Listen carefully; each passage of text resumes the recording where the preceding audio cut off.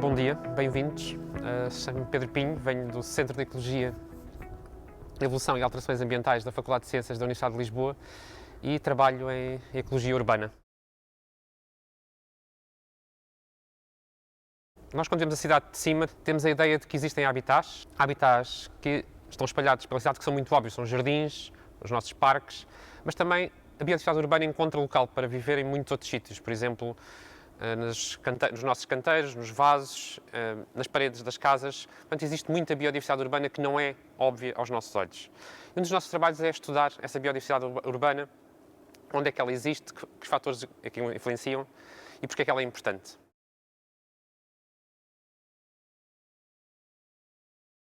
Esta biodiversidade urbana que existe, a biodiversidade que existe em contexto urbano, existe necessariamente em um contexto diferente do contexto natural ou semi-natural que estamos habituados à nossa volta, às zonas periurbanas que existem à volta da cidade. E é influenciada por diversos fatores. Primeiro, uma parte desta biodiversidade somos nós que a colocamos nos nossos jardins, as plantas, todas as árvores, arbustos que estão nos nossos jardins, somos nós que as colocamos. Mas existem muitas outras espécies que vêm de fora. E este processo da vinda de fora das espécies, como é que as espécies migram para estas zonas urbanas vindas, por exemplo, de zonas grandes, verdes, como Monsanto, ou Mata dos Medos, ou zonas periféricas, é influenciada por diversos fatores que condicionam o facto dela conseguir viver, coexistir nos nossos jardins e parques e noutros habitats. Um desses fatores mais importantes é a estrutura da vegetação, a forma como as diversas camadas de vegetação, o facto de existirem árvores, arbustos, herbáceas, a diversidade de tipos funcionais, o facto de existirem árvores caducifólias ou árvores sempreverdes, o facto dos arbustos terem ou não terem bagas, condiciona imenso o tipo de vegetação, o tipo de animais que podem colonizar. Os animais vêm de zonas de fora, navegam entre espaços verdes e fixam-se nesses sítios de acordo com as condições que encontram nesses locais. Daí que uma das nossas linhas de investigação é perceber como é que a gestão dos nossos jardins e parques influencia a biodiversidade urbana que chega. Há outro fator muito importante que também condiciona a biodiversidade urbana e que nós também estudamos, que tem a ver com a fragmentação dos habitats. Se nós vimos a cidade de cima, conseguimos ver que existem várias manchas verdes. Isto funciona como ilhas numa paisagem, num mar inóspito. Por exemplo, aves que só vivem precisam de árvores para nidificar, precisam de encontrar árvores e precisam de se movimentar entre espaços verdes ou ir à procura de alimentos. E este movimento entre espaços verdes é um movimento, como eu estava a dizer, como se fossem trilhas. São ilhas verdes no meio de uma matriz urbana, uma zona cinzenta. Isto nós chamamos de fragmentação, o facto das áreas verdes serem maiores ou mais pequenas, estarem mais ou menos isoladas ou em contacto com as zonas verdes limítrofes. Isto porque não só é importante para a biodiversidade urbana dela existir, dela conseguir fixar em meio urbano, é importante não só para ela viver nos sítios, mas este transporte, este movimento de uma zona para a outra é condicionado também pela matriz que existe. Se fossem verdadeiras ilhas, existiam as ilhas e o mar. Neste caso, o mar é um mar muito diverso, é um mar muito rico, que é mais ou menos permeável à passagem das espécies. Isto chama-se permeabilidade ecológica à passagem das espécies. Quanto é que esta matriz urbana, o facto de serem estradas maiores, estradas mais pequenas, o facto de serem edifícios mais altos, mais baixos, ou a densidade urbana, o facto de existirem pequenas ilhas de verde no meio, influencia esta permeabilidade urbana à passagem das espécies. Isto é outra das nossas linhas de investigação. Até que ponto esta fragmentação dos habitats, que tem a ver, por um lado, com as características do espaço, por outro lado, com esta permeabilidade da matriz urbana, influencia o movimento e o estabelecimento da biodiversidade urbana.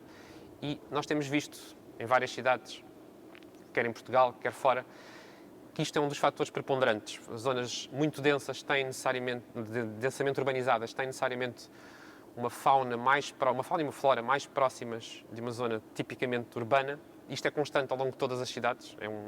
É observável num gradiente europeu que nós estudamos desde Lisboa até a Estónia. E é muito influenciado por estas zonas, pela densidade urbana à volta e é constante para muitos grupos taxonómicos e é um dos fatores principais.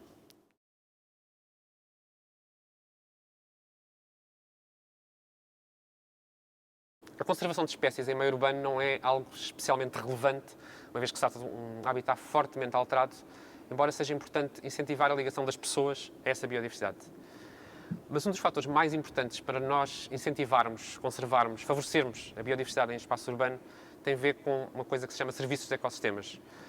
Todas as espécies que existem obviamente por natureza própria, têm o direito de existir, Mas do ponto de vista humano, agora olhando apenas no nosso próprio interesse humano, as espécies prestam-nos estes serviços dos ecossistemas, que são os benefícios que nós, humanos, tiramos da natureza.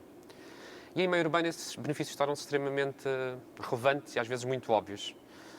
Algumas das nossas linhas de investigação têm a ver principalmente com 3 serviços de ecossistemas. Um é o facto deles nos ajudarem a minorar os efeitos da ilha de calor urbano.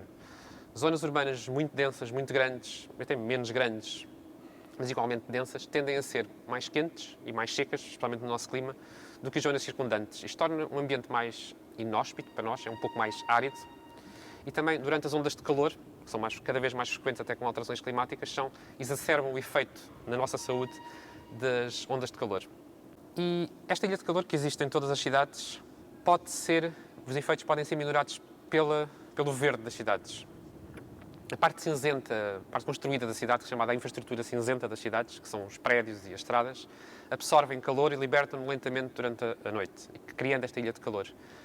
Árvores, arbustos e herbáceas, mas principalmente as árvores, também recebem a mesma energia, mas dissipam-na evaporando água.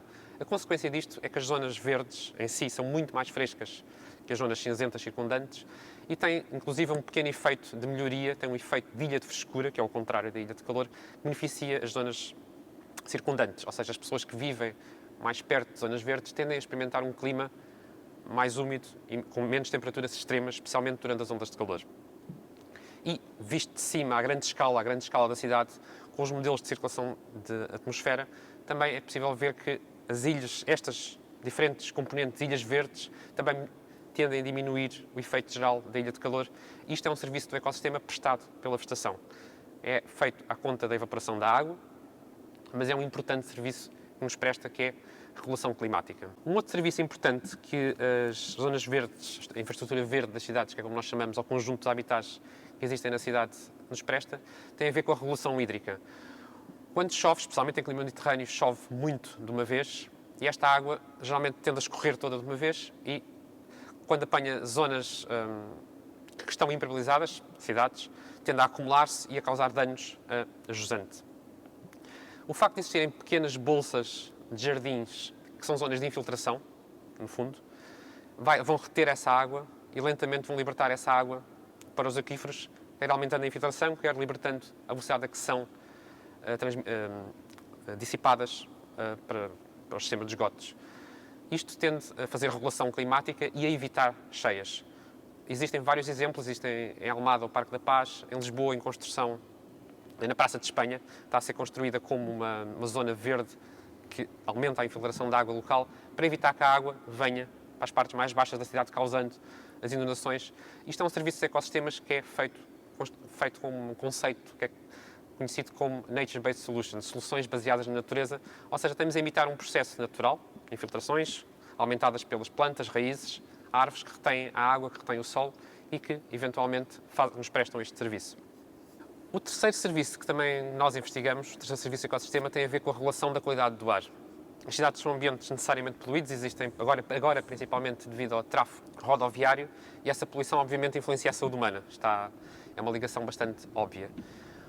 A vegetação não tem o efeito de limpar o ar propriamente eliminando poluentes, essa não é a função da vegetação, mas conseguirem imaginar a poluição que vem de uma zona, de uma fonte emissora como uma estrada grande e que atinge uma zona residencial, o facto de haverem árvores entre a zona residencial e a fonte de poluição vai aumentar a velocidade de deposição e a poluição não vai diminuir na zona residencial, ou seja, vai um ar mais limpo na zona residencial e, obviamente, vai-se depositar no ecossistema, nas árvores que estão a tomar essa poluição. A poluição não vai desaparecer, vai ser incorporada no ecossistema, mas isto é um importante serviço do ecossistema. O facto de existirem árvores vai servir como barreira protetora de uma zona residencial, de um hospital que esteja a seguir à poluição.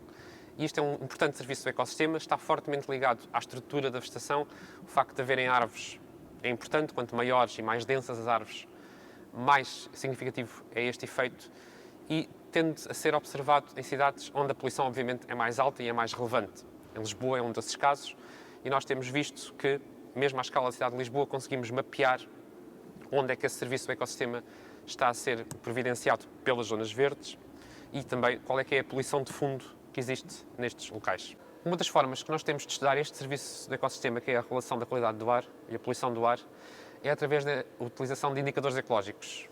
Se as pessoas forem nas cidades e olharem para os troncos das árvores, verão que eles estão, em alguns locais, bastante cobertos de uns organismos que nós chamamos de líquens, que são uma simbiose entre um fungo e uma alga, e que são extremamente sensíveis à poluição atmosférica. Daí utilizarmos os líquens para estudar quer a poluição atmosférica, quer o facto da vegetação que existe providenciar o serviço de regulação da qualidade do ar. Os líquens não prestam regulação da qualidade do ar, mas são bons indicadores desse serviço. O que nós fazemos é ir a vários locais da cidade e em cada local estudar a biodiversidade de líquens e olhar para a diversidade funcional, para a riqueza, para o número de espécies que existem e relacionar isso com a qualidade do ar medida, efetivamente, nas estações de qualidade do ar da APA.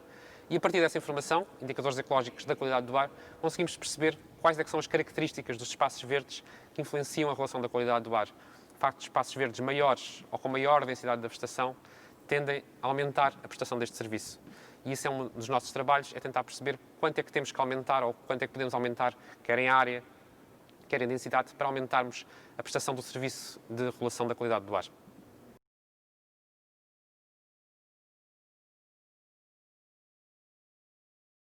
Finalmente, uma última linha de investigação que nós temos tem a ver com a interação com os cidadãos. As cidades são feitas pelas pessoas, para as pessoas aqui é que interessam, daí ter falado também em serviços de ecossistemas.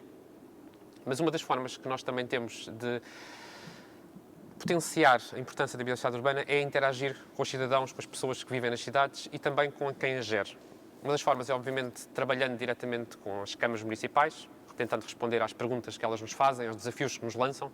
É o caso de Lisboa, é o caso de Almada, muito diretamente. Isso é um dos principais, tentando fornecer instrumentos científicos que permitam uma melhor tomada de decisão. Obviamente não tomando decisões, mas apoiando essa tomada de decisão. Outra forma que nós temos é interagir com os cidadãos, com as pessoas que nos procuram às vezes, por exemplo, fazendo cursos, e fazemos cursos mais ou menos avançados, do mais simples até o mais avançado, tentando fazer formação. Finalmente, uma área muito interessante que nós temos de intervenção e tentar perceber com as pessoas é através de ciência cidadã. Existem vários projetos dedicados a ao aumento da ciência cidadã, que é tentar perguntar às pessoas quais é que são os seus interesses e tentar que elas nos ajudem a recolher dados. Nós não podemos ir constantemente para o campo, ou não temos essa capacidade de ir muitas vezes para o campo em muitos locais, e muitas vezes pedimos às pessoas que nos ajudem a recolher dados. Neste momento estamos a desenvolver e a testar aplicações que entregamos às pessoas para, por exemplo, ver a biodiversidade de líquens e perceber qual é que é a qualidade do ar, ou então nos vão para espaços verdes como este e tentar, ajudem-nos a tentar perceber a estrutura da vegetação. Eu já venho falando várias vezes da estrutura da vegetação. A estrutura da vegetação é importante para a biodiversidade, para o tipo de espécies que conseguem cá viver. A estrutura da vegetação é importante para os serviços de ecossistemas. Quanto maior a densidade das árvores, maior o efeito da regulação climática, maior o efeito da regulação da qualidade do ar. Isso que nós pedimos é às pessoas que nos ajudem a tentar, vamos ver qual é que é a ir a um sítio como este, tentar nos digam como é que é a estrutura da vegetação, quantas árvores é que existem, qual é que é a cobertura das árvores, de arbustos, de herbáceas, de água. A água é um elemento-chave para muitos animais que tentam colonizar os sítios e a partir daí conseguir mapear em grande escala, não com 50, 60 pontos como nós, biólogos, conseguimos ir para o campo fazer, mas na ordem dos milhares, dezenas de milhares de locais em que temos uma informação muito mais rica. E finalmente também fazemos inquéritos às pessoas, tentar perceber como é que elas utilizam os espaços verdes, que se percebem o que é a biodiversidade urbana, muitas vezes não é óbvia, e principalmente que percepção é que têm da biodiversidade urbana. Geralmente o mais óbvio são, obviamente, as plantas, também aves, alguns mamíferos, mas tentar perceber o que é que elas acham da biodiversidade urbana, se lhes é positiva, se é negativa, e tentar também introduzir o conceito dos serviços de ecossistemas, perceber que as espécies nos prestam alguns serviços de ecossistemas e interagir bem desta forma com as pessoas que constituem, no fundo, a cidade.